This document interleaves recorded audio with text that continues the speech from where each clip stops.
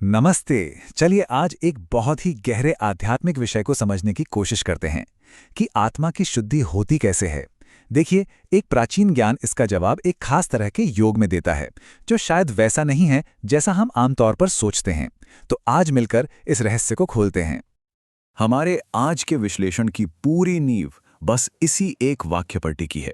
जरा सोचिए, ये कहता है कि सारी की सारी आध्यात्मिक पढ़ाई का जो आधार है वो सिर्फ और सिर्फ योग है। इसी से आत्मा पवित्र बनती है और कर्मों का सारा बोझ खत्म होता है। यह अपने आप में एक बहुत शक्तिशाली विचार है। तो आइए इसके हर पहलू को जरा गहराई से समझते हैं। तो ठीक है, अगर योग ही समाधान है तो सबसे पहले ये समझना जरूरी है कि आखिर समस्या क्या है।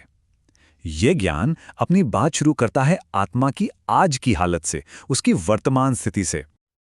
ज्ञान के अनुसार समस्या की जो जड़ है वो है विकर्म।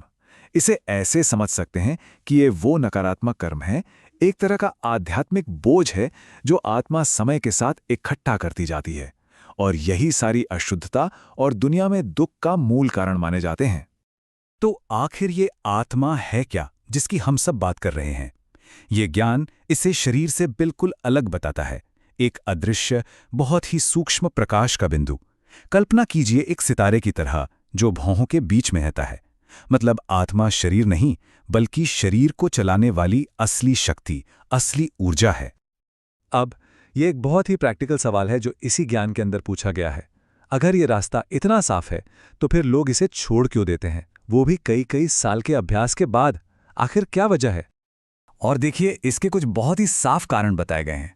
पहला, ज्ञान देने वाले पिता को पूरी तरह से न पहचान पाना। दूसरा, विश्वास में कहीं ना कहीं कमी रह जाना। तीसरा कारण बहुत दिलचस्प है, जिसे आपराधिक दृष्टि कहा गया है, मतलब दुनिया को देखने की अशुद्ध नज़र। और आखिर में माया, यानी इस दुनिया के आकर्षण का प्रभाव जो मन को लगातार ऊपर नीचे करता रहता है। ये चारों मिलकर एक बहुत बड़ी रुकावट बन जाते हैं। तो ये तो हो गई समस्याएं और रुकावटें, पर इसका समाधान क्या है?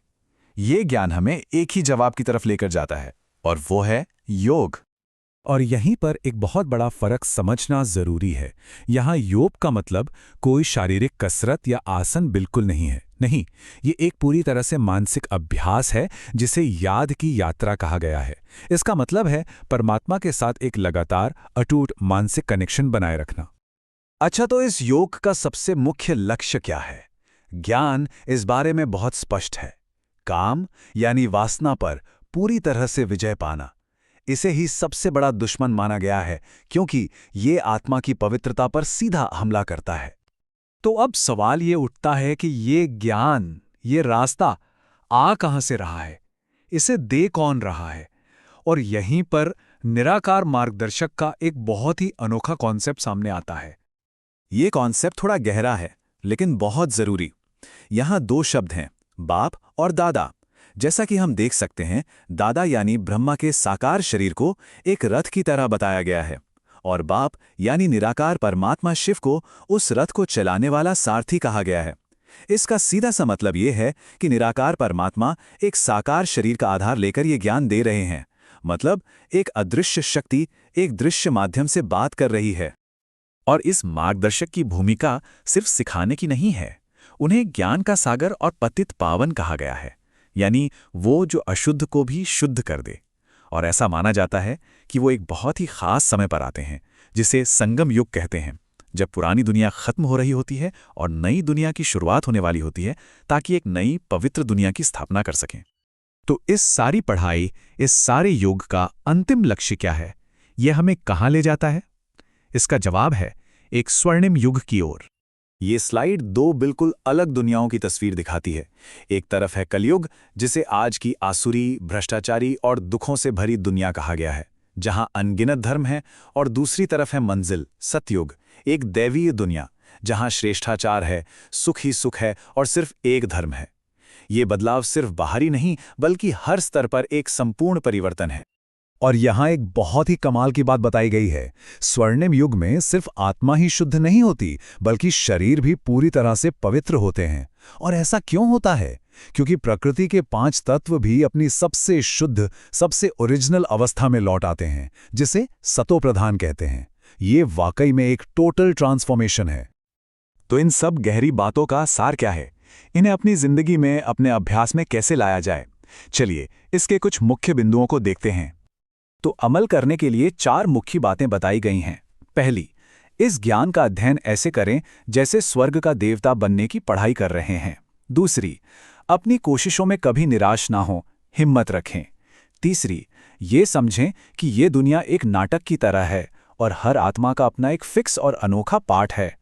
और चौथी, इस विश्व चक्र के ज्ञान को अपनी बुद्धि में घुमाकर स्वदर्शन चक्रधारी बने, यानी जो खुद को और समय के चक्र को पूरी तरह से जानता हो। इसके बाद एक बहुत ही सुंदर वरदान दिया गया है कि जो लोग प्यार से, स्नेह से हर निर्देश का पालन करते हैं, उनके लिए हर मुश्किल चीज़ भी छोटी और आसान हो जाती है। मतलब प्रेम को यहाँ सबसे बड़ी शक्ति बताया गया है। और अंत में ये एक शक्तिशाली नारा जो अपने आप में एक बहुत बड़ी सीख है। किसी भी बात से आहत महसूस करना भी असफलता का संकेत है। ये एक स्टेबल और मजबूत आध्यात्मिक स्थिति बनाए रखने के लिए एक सीधी साधी लेकिन बहुत गहरी याद दिलाता है। तो ये सब कुछ हमें एक आखिरी सवाल पर ले आता है जो अव्यक्त इशारे खंड से प्रेरित है। आखिर कोई अपनी योग को एक ऐसी ज्वाला कैसे बना सकता है जो सारी अशुद्धियों को जलाकर राख कर दे? और इसका जवाब भी देखिए 2 बहुत सरल कदमों में दिया गया है। पहला, हमेशा खुद को इस शरीर का सारथी समझें, मालिक समझें, ना कि यह शरीर। और दूसरा, जीवन में जो कुछ भी हो रहा है उसे एक साक्षी होकर देखें, उसमें उलझे नहीं, बस देखें। कहते हैं इन 2 अभ्यासों से याद की यात्रा एक शक्तिशाली ज्वाला बन जाती है जो आत्मा को पूरी तरह से शुद्ध कर देती है। ओम शांति।